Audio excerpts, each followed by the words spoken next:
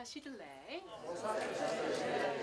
So what an honor it is to be here for our first, but I do hope annual celebration of the Tibetan New Year. It is really an honor to be here with people who can represent the culture and the traditions as beautifully and as powerfully as we just heard.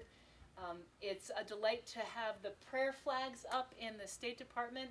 Many of us have them at home, and it has become an astonishingly international symbol of Tibetan culture and religion, and I think it's really wonderful to be here today with everyone. This is the first time that we have done anything here at the department. We do many cultural events, but it is, I think, long overdue that we would recognize Tibetan New Year. Now, one of the amazing things about the Tibetan American community is that in numbers, you all as Tibetan Americans are relatively small, some 10,000.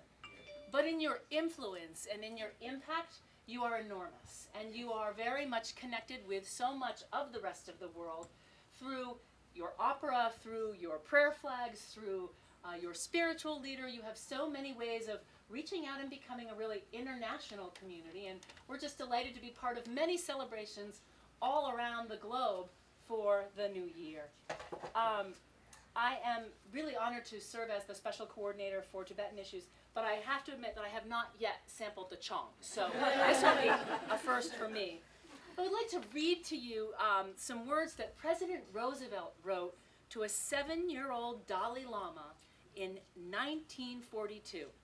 He wrote, "There are in the United States of America many persons, among them myself, who for a long time have been greatly interested in your land and people." So that was 1942.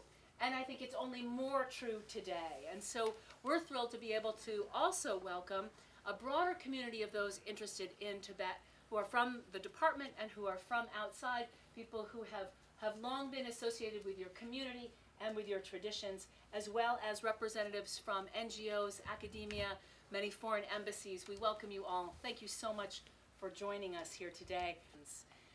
It was less than a year ago that I was visiting the Tibetan settlements in India and Nepal.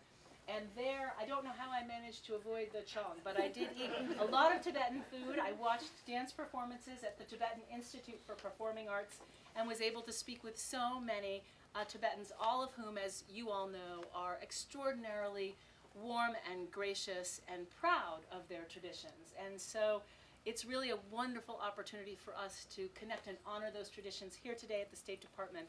I just can't thank you all enough for joining us in what we hope will become an annual tradition.